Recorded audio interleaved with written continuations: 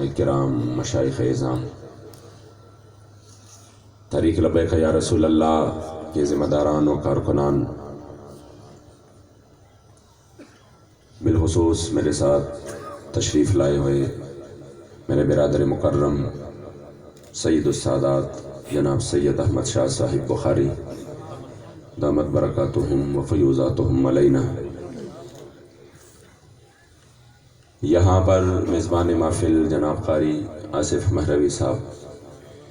اور جتنے بھی دوست احباب کثیر تعداد میں تشریف لا چکے ہیں، تمام کو میرے طرف سے السلام علیکم ورحمۃ اللہ تعالی وبرکاتہ۔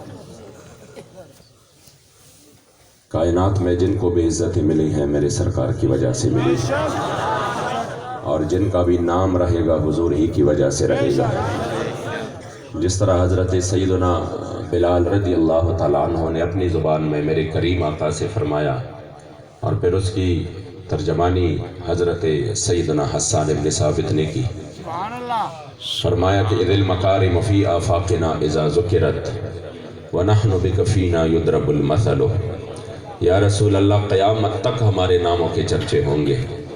قیامت تک لوگ ہماری مثال دیں گے کہ حضرت بلال اس طرح تھے، حضرت بلال اس طرح تھے، ان کی عشق و محبت کی بلندی اس حد پر تھی۔ تو یا رسول اللہ، یہ قیامت تک اگر ہمارا نام رہے گا اپنی وجہ سے نہیں، یا رسول اللہ قیامت تک ہمارا نام آپ ہی کی وجہ سے رہے گا۔ میرے جد امجد فرماتے ہیں پا عشق استامش نصیب لک بلال داغنا چی پا احد احد نارو ستڑستومان نیما۔ مجھے شاہ صاحب نے کچھ دن پہلے کہا کہ مجھے اپنے دادا حضور کی کچھ اشعار بھیجے، جو کہ آپ نے جب پانسی کی طرف جاتے ہوئے کہے تھے، تو مجھے وہ اشعار بھیج دے پشتو میں۔ الحمدللہ یہ اگلے ہفتے میں آ رہے ہیں ادھر پشاور، تو کہہ رہا کہ میں ادھر پٹھانوں کے سامنے وہ اشعار سنانا چاہتا ہوں۔ تو میں ہمیشہ پشتو میں جب اشعار سناتا ہوں تو دو عظیم ہستیوں کے، ایک ہے عبدالرحمن بابا، جو کہ وہ ہستی ہے جو کہ 350 سال بعد جن کا مزار مبارک کھولا گیا، اس کا جسم بھی صحیح سلامت تھا اور اس کا کفن بھی صحیح سلامت تھا۔ اور ایک ہے اپنے دادا حضور، جن کی شاعری،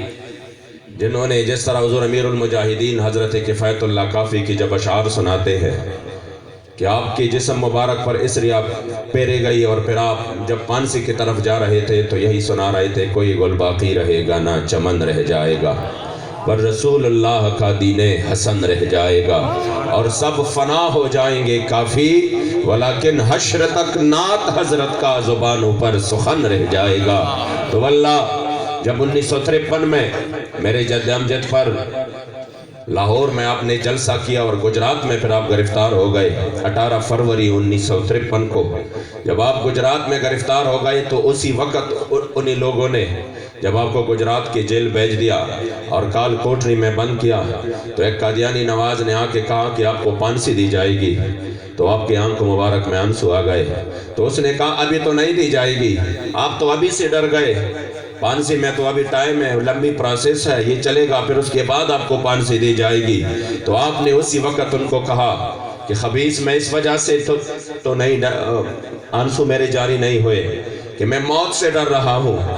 آنسو اس وجہ سے جاری ہو گئے کہ مستاد عشق پجرم وجنی دا غوغا چدنن، سرکرہ پورتا پا دیوال دا تماشا چدنن، ماستاد عشق رسے ازل نہ پگردن راوڑے، ددار دا سر دا پا صدا زما سزا چدنن، استاد عشق پت میں وجنی سغوغا دا، سر را پور تکڑا عجب تماشا دا، بالقصور میں غماز نوینی قسم دے چستا مین زما جملہ مدعا دا، نزہم خواخیم چلتانا قربانی شم، دا ازل نہ میرا وڑے دا سودا دا، او ہر ساعت میں روح ہزار ہزار کر رتا، زارے دے لتا ہم دا غم منشادا۔ میرے یہ آنسو اس وجہ سے نہیں ہے کہ میں موت سے ڈر رہا ہوں، بلکہ یہ آنسو اس وجہ سے ہے کہ میں یہ آرزو اور تمنا کر رہا ہوں کہ ہائی کاش مجھے اللہ کریم جل جلالہ زندگی کے ہر سیکنڈ کے بدلے ہزاروں جانیں دیتا، اور وہ ایک ایک جان میں اپنے کریم آقا پر قربان کر دیتا۔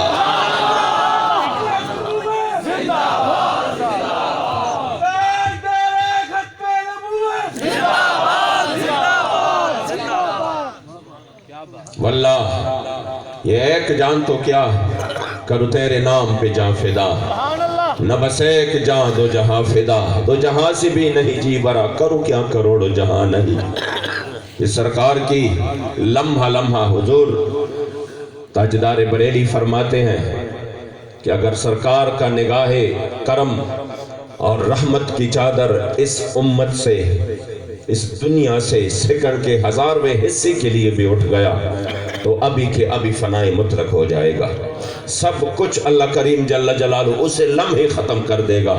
کچھ باقی نہیں رہے گا۔ اگر یہ سب کچھ باقی ہے تو یہ کرم ہے میری سرکار کی اور ان کے چادر رحمت کی برکت سے ہے کہ ابھی تک سب کچھ برابر ہے۔ وہ جو نہ تھے تو کچھ نہ تھا، وہ جو نہ ہو تو کچھ نہ ہو، جان ہے وہ جہان کی، جان ہے تو جہان ہے۔ اسی وجہ سے جہاں پر بھی پروگرامات ہو رہے ہیں، جہاں پر بھی میلاد ہو رہے ہیں، جلوس ہو رہے ہیں، درس و تدریس ہے، خانقاہیں ہیں، جہاں پر بھی دین کا کام ہو رہا ہے، سب کا ایک ہی مقصد ہے کہ ہم اپنی غلامی کی نسبت میری سرکار سے مضبوط کر لیں۔ مقصد صرف اور صرف یہی ہے کہ ہم یہی نسبت مضبوط کر لیں، اور جب یہ نسبت مضبوط ہو جائے گا تو پھر دنیا کی کوئی طاقت ہمیں شکست نہیں دے پائے گا۔ اس لیے مغرب نے یہی کوشش کی کہ اس نسبت کو کمزور کیا جائے، کیونکہ کائنات میں صرف ایک ہی در کی غلامی ہے کہ وہ شرم اور عار نہیں ہے بلکہ وہ سرداری اور بادشاہت ہے۔ ساری قومیں وہ غلامی سے نکلنے کے لیے جد و جہد کرتی ہیں، وہ مسلسل جد و جہد میں رہتے، اس کے لیے ہزاروں جانیں چلی جاتی ہیں، لاکھوں جانیں چلی جاتی ہیں، مگر وہ صرف کہ ہم اس غلامی سے نجات پائے، اور اس کے لیے وہ مال بھی قربان کرتے ہیں، جان بھی قربان کرتے ہیں، مگر غلامی کی زندگی وہ پسند نہیں کرتے کہ ان کی غلامی کی زندگی ہے ہی شرموار والی۔ میرے جد امجد فرماتے ہیں کہ زن کدن وی خوازاد مڑ مسلمان خوخما دا ازادے پا دل ربا باندے قربان خوخما، کہ فرما رہے اگر میری نزع کی جو آخری 2 سانسیں ہیں کہ مجھے اس کے بعد یہ پتا ہو کہ ان 2 سانسوں کے بعد میری زندگی نہیں ہے، فرما رہے خدا کی قسم میں وہ بھی غلامی کی زندگی میں نہیں گزاروں گا۔ مجھے یہ چاہیے کہ جو آخری میرے 2 سانسیں ہیں یہ بھی میں آزادی میں گزاروں، کہ زن کدن وی خو آزاد مڑ مسلمان خوخما دا ازادے پا دل ربا باندے قربان خوخما، جتری خوشبوزی دا خلو دا محمد عربی سر پتلی کے اسیزوان پس روان خوخما، جس سے میرے سرکار کے پسینے مبارک کی خوشبو آ رہی ہو، دل چاہتا ہے کہ اپنے جان ہتھیلی پہ رکھ کر اس کے پیچھے میں چل پڑوں۔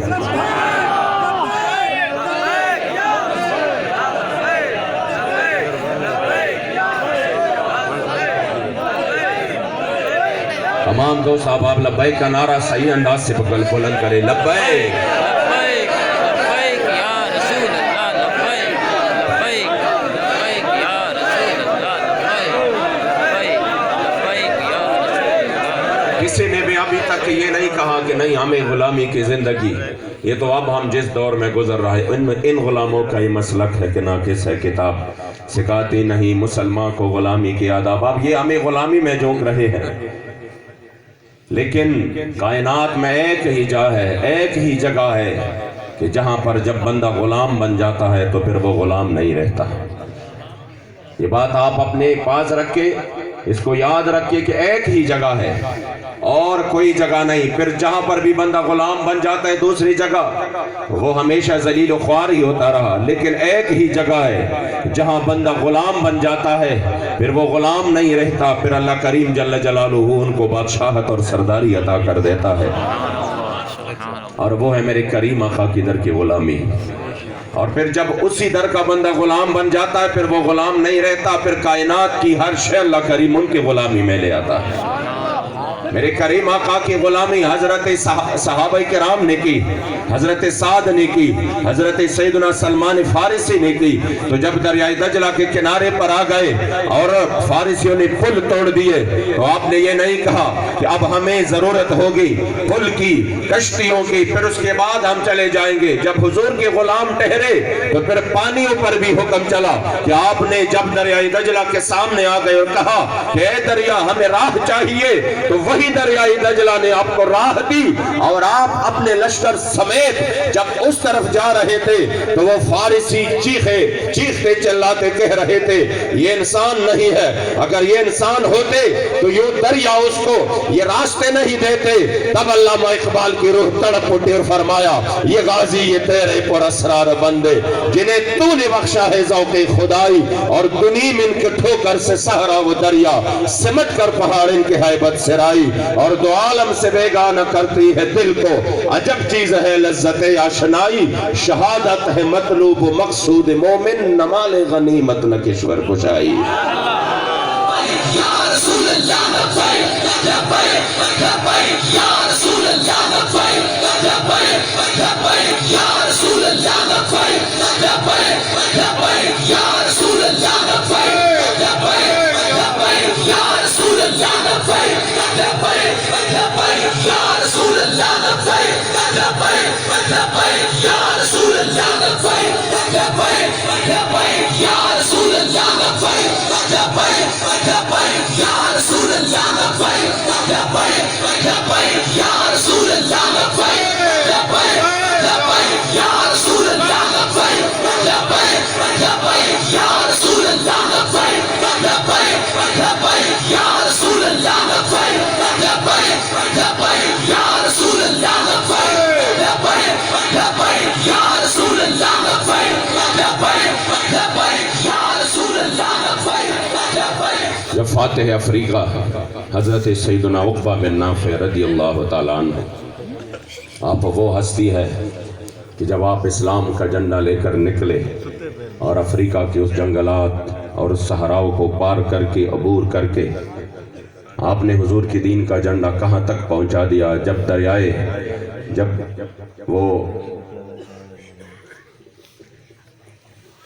افریقہ کے جنگلات سے آگے دریائے اوقیانوس جب وہ سامنے آ گیا تو آپ نے کیا کہا؟ خدا کی قسم آج ہم حالات کو دیکھیں کہ پوری دنیا میں اسلامی ممالک میں غیر اسلامی ممالک میں ایک فٹ بھی جگہ ایسا نہیں ہے جہاں پر حضور کا دین نافذ ہو، ایک فٹ جگہ بھی ایسا نہیں ہے اب جہاں پر حضور کی دین نافذ ہو۔ یہ دین جو پوری دنیا کے لیے آیا تھا، صحابہ جن کو دنیا کے کونے کونے تک پہنچا گئے، آج ہم اتنے بے بس ہو گئے کہ ہم نے ایک فٹ جگہ پر حضور کی دین کو نافذ نہیں کیا۔ کس ملک میں حضور کا دین نافذ ہے؟ آپ کو معلوم ہے کوئی ملک؟ اگر کسی کو معلوم ہے تو اٹھ کر مجھے بتائے وہ کون سی ملک ہے جہاں پر اسلامی نظام نافذ ہے؟ وہ کون سی ملک تو کیا وہ کون سا صوبہ ہے؟ وہ کون سی ویلیج کونسل ہے؟ مجھے کوئی ویلیج کونسل تک بتائے، کوئی چھوٹے سے قصبہ اور گاؤں بتائے جہاں پر حضور کا دین نافذ ہو، نظام مصطفیٰ ہو۔ مگر جب صحابہ نے ادھر تک حضور کی دین کا جھنڈا لے کے گئے تو آپ نے اسی دریا میں اپنے گھوڑے کے دونوں پاؤں ڈال دیے اور اوپر دیکھا اور آپ کے آنکھوں میں آنسو آ گئے اور آپ نے کہا یا اللہ تو گواہ رہنا، اگر میرے سامنے یہ دریا نہ آتا تو میں آپ کے دین کا پرچم دنیا کے آخر کونے تک لے کے جاتا۔ سبحان اللہ سبحان اللہ۔ آپ جب افریقہ کے جنگل میں آ گئے، کسی نے کہا یہاں بڑی خونخوار درندے ہیں جو کسی کو نہیں چھوڑتا، یہاں بڑے خونخوار درندے ہیں کسی کو نہیں چھوڑتا، جو بھی آ جاتا ہے یہاں پر وہ ٹکتا نہیں، وہ یہاں سے دوبارہ چلا جاتا ہے کیونکہ یہاں یہ جو خونخوار درندے ہیں یہ کسی کو نہیں چھوڑتے۔ تو آپ نے ایک ٹیلے پہ چڑھ کر ساری اس جنگل میں اعلان کیا کہ اے جنگل کے درندوں، آج حضور کے غلام یہاں پر رات گزارنے آ رہے ہیں۔ سبحان اللہ سبحان اللہ۔ آپ کے اس اعلان میں وہ کیا تاثیر تھی؟ جب حضور کا بندہ غلام بن جاتا ہے تو پھر کائنات کی ہر شے اللہ کریم ان کے تابع بنا دیتے ہیں۔ کیا ہوا؟ وہ جنگل کے جو جانور خونخوار درندے، راوی قسم کھا کے کہتے ہیں کہ میں نے دیکھا کہ جو جنگل کے جانور ہیں وہ خونخوار درندے اپنے بچوں کو منہ میں اٹھائے ہوئے حضور کے غلاموں کے لیے جنگل خالی چھوڑ رہے ہیں۔ اس وجہ سے کہ جنہوں نے سرکار کی غلامی کی، پھر اللہ کریم جل جلالہ نے ان کو کیا سے کیا مقام بخشا، پھر ساری دنیا ان کی غلامی میں آ گئی، اور جب ہم نے حضور کی غلامی چھوڑ دی مغرب نے تو یہی کوشش کی کہ ان کو سرکار کی غلامی سے ہٹا کر در جو ہے نا اور در پہ ان کو غلام بنا دو، تو پھر ظاہری بات ہے جو تیرے در سے یار پھرتے ہیں پھر در بدر یوں ہی خوار پھرتے ہیں۔ جب سرکار کے غلام تھے تو صرف ایک تہبند میں کیسر و کسرا کے دروازے کٹکھٹائے اور ادھر وہ فتح کیے۔ جب سرکار کی غلامی چھوڑ دی تو اب 1.5 ارب سے زیادہ ہے، مگر پھر بھی فرانس میں گستاخیاں ہو رہی، پھر بھی وہ آئے دن حضور کے دین پر حملے کر رہے ہیں، پھر بھی آئے دن وہ میرے مصطفی کریم علیہ السلام کی عزت و